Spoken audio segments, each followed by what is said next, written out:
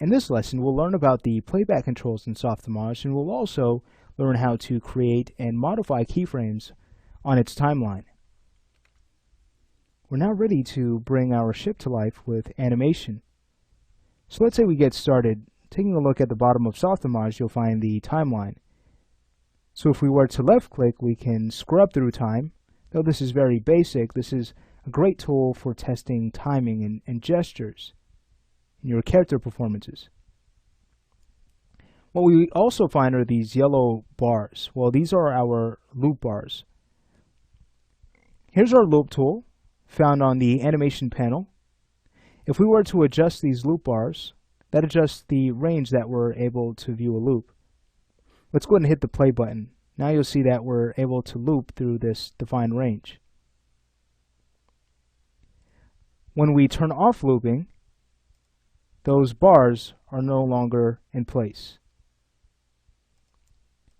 Turning it back on, and the loop bars revert back to wherever we placed them.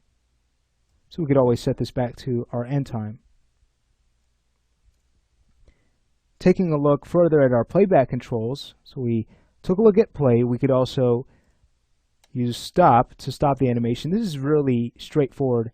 This is what we'd see on a remote, so we should be familiar with these controls. We can play the animation in reverse, which, believe it or not, is a great tool because if the animation looks good playing in reverse, chances are it looks good playing forward. Alright. We could also go to the very beginning of the animation using the first frame button, or using the last frame button to go to the very end of our playback range. I say playback range because notice we have two fields here. The first field is for our playback range. So for instance, if we were to take our end time field to, let's say, a value of 80, notice our animation range is still 100, but now we're only able to view from 1 to 80. And notice our loop bars update. To revert back to our full range, we can simply double click on our range bar. Double clicking again will go back to where we've set it before. Now apart from that, go into your playback menu. You can use this to set your frame rate.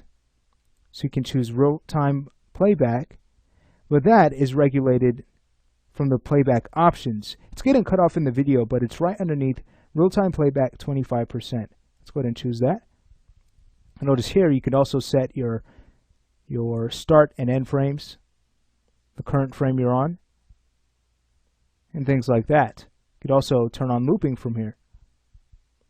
If you need to adjust your frame rate, you would do that from the format parameter. Simply go ahead and go to the drop down.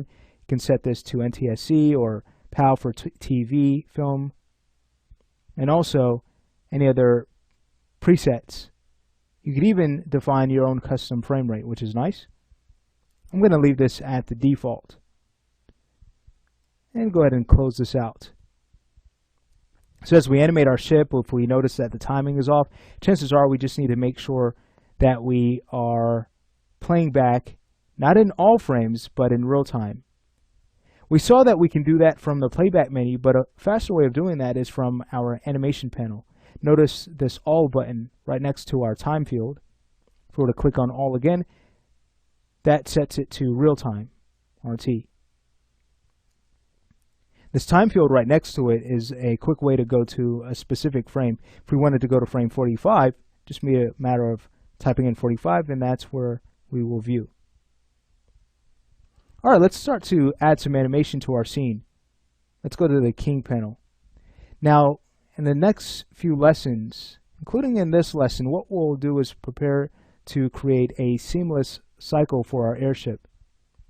So a few things we want to keep in mind is, one, we want to make sure that our start and end keyframes are identical. That helps us to achieve a seamless cycle and to avoid popping. Two, it's a good idea to work with an odd range of frames, meaning our start frame set to an odd number and our end frame also, simply because it's a lot easier to find a midpoint that way.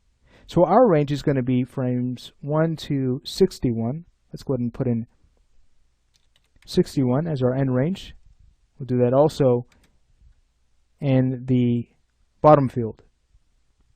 So the midpoint in this case is going to be frame 31. The way we figure this out is by simply taking off the last number. So in this case, it would be frame 60. And then we divide that by 2 and then add 1. Simple as that. Alright, so to get started, we'll select our ship. Now we'll want to set position keys, and then we'll go back and add a little bit of rotation. So to create keyframes, we can go to our Move tool. Notice that's going to highlight our position parameters. And now we can press the K key. We know that because of our keying menu. Right now it's set to key mark parameters, but we have other settings in here. We can key all parameters. We can even work with character key sets and key on those. If you'd like to learn more about character key sets, again, we have animation courses that cover how to work with that tool, like our intro to character rigging course. What I'm going to go ahead and do is, again, on frame 1, set this initial pose by simply clicking on the K key. Another way is to click the big key button, or we can click on these key icons. Notice when we click on them again, it's going to remove the keyframe on whatever frame we have created a key on. And depending on how many keys we have, these icons will either be set back to no animation, or let's say if we were to go in and click them, go to another frame, click, and then remove the keyframes by clicking again, you'll see that still the icon has changed, because this means we still have animation on these parameters. If you like to remove the animation, it's just a matter of right-clicking and choosing Remove Animation, which will clear out any keyframe data on those parameters. Alright, but what we'll now do is go to frame 1, and we will press the K key once we have made active our Move tool. Remember, we want to make sure our last frame is also identical with the first, so we could always either press the K key again since we didn't change the value at all, but if we did, we could always copy this key on frame 1 by shift selecting it, right clicking and choosing copy, and now going to frame 61 we can right click and choose paste.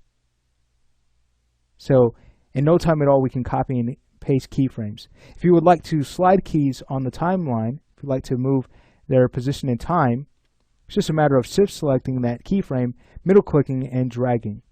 The key would first need to be shift selected before we can do that. Great. So we've learned how to set keyframes, which is basically recording an object's position through time. Let's go ahead and add some movement. So we'll go to our midpoint, which is 31, and we'll lift our ship up just slightly. We're creating an idle cycle, so we shouldn't have too much movement. Being that we've only changed the position Y value when we've moved the ship up, there's no need to create any keyframes we will not need to worry about.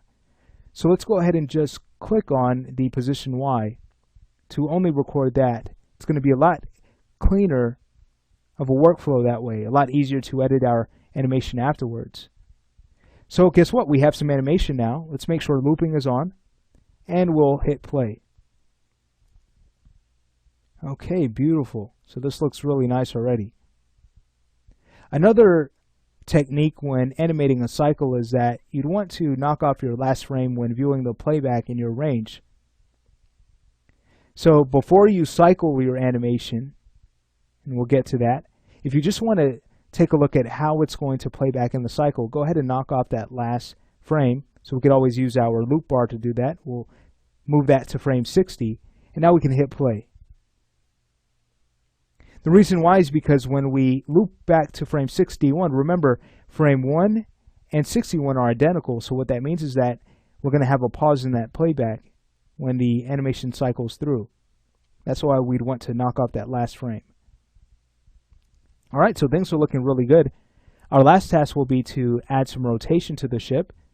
So let's go ahead and add some banking rotation in the Z-axis. So we'll go to the midpoints between these frames. We can go to frame 15, go to our rotate tool, and add a slight change in rotation. Nothing much at all. Let's say to about a value of 2. And now we can go ahead and create a keyframe.